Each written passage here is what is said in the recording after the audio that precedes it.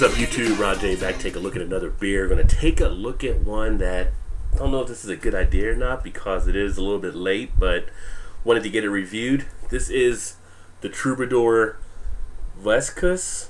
It's Westkust, so my Belgian is not all that great, I don't think. But this one is actually done by brewers, the Musketiers, and is brewed at the Brouwerij.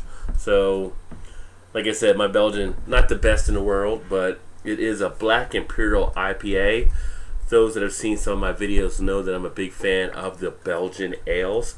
This one comes in at 9.2% ABV. This was the only bottle size they had served it in. This one here is 1 pint and 9.4 ounces. So I'm going to basically drink 26 ounces of this beer before I go to bed tonight. So hopefully it will be sweet dreams. The IBUs listed on this one are actually 45, and give you a little bit more look of the bottle itself. It's kind of a neat champagne type bottle. A little bit of writing on the back, but I have another write up here as well. Troubadour Westkust is a dark, almost black beer with 9.2% alcohol with hoppy aroma, roasted malt, coffee, and light notes of chocolate and vanilla. The taste is a balance between the taste of a roasted malt and coffee, followed by a strong but pleasant bitterness that slowly gets the upper hand and ensures a long hoppy finish. So, sounds very good. Best glass they recommend is actually a tulip or a shaker, although I enjoy my IPAs usually with a snifter, so I'm going to use this one here and see how that kind of funnels out into that. So without anything else, get it into a glass. Go ahead and get the seal open. Now the one thing I will mention is on this one, it looks like, which I didn't notice before, the Best Buy, because this was actually a closeout, with April of 2015. So here it is, October. We're looking at about a 6-month window. And usually if a beer is over 8%, on some of them you can cellar. With IPA, you can lose some of that hoppiness. So this will actually be an interesting experiment to see how long that hoppiness may have lasted in the bottle as well.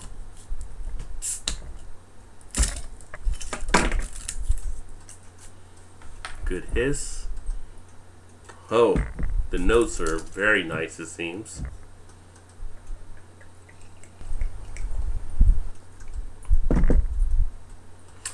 Alright, so there we got it in the glass. Easily pours over a 2-finger head. The head itself, nice and creamy. Have a little bit of bubble action there.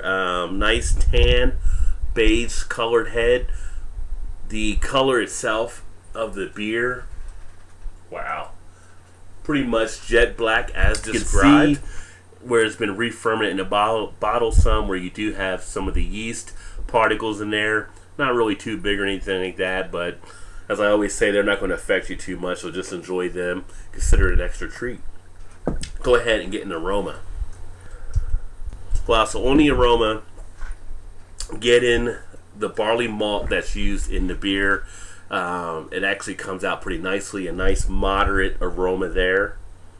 Now, not getting as much of the hoppiness, and again, that could go back to the 6 months past when the best buy date was on the bottle. But still, a very pleasant smell overall. Usually on an IPA, you have that hops that drive it, where this one has actually some of the malt doing it in that situation.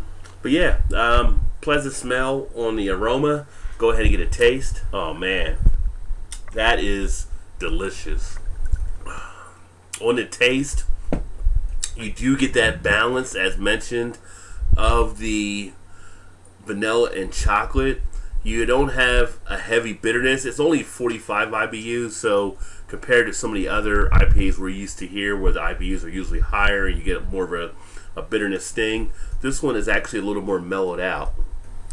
You let it sit on your tongue for a second, you do get some of that bitterness on the tongue, but you also got to get a great mouth flavor before you swallow. The mouthfeel is pretty phenomenal on this one. The texture, a very creamy texture, almost a little bit of a chewiness to it.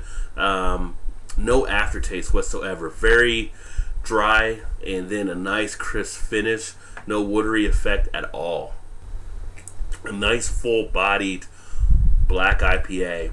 Now, ideally, I would like to test this one or try it before the Best By date, because I like to see what the hoppiness effect will be on it. But I can tell you this: if you take this one and you wanted to cellar it for a period of time after that to take out some of the hoppiness, you will still be left with a very nice tasting beer. Wow, that's delicious. And now we can see some of the lacing taking place, showing the quality of the beer as well. Wow. I mean, Belgian beers are probably some of the beers I actually like the most, just because of some of the flavor, some of the bodies on them, some of the way they have that nice dry finish, and they're just solid all the way around. Always a pretty tasty beer. So if you get one like this, or if you've had this one, let me know what you think.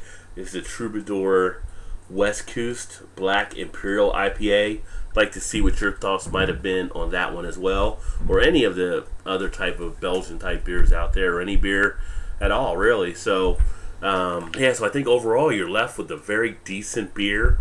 I think you look at this one, you see the lacing that takes place, you have a great aroma, you have the great taste between the balance of that vanilla and chocolate, some of that roasted sensation, that coffee sensation. Very smooth at 9.2. I mean, so if you're not a high ABV drinker, probably finishing one of these might not be the best thing, but you might want to get a buddy and share with them. But I'm not going to have a problem doing it because I enjoy these beers. And if you get a chance, check it out. If you've had it, let me know what you think. Put some comments in the comments section. But definitely going to finish this one out. And appreciate you swinging by to check out another video. Hopefully, I look forward to seeing you in the next one. Cheers. Does this guy know how to party, or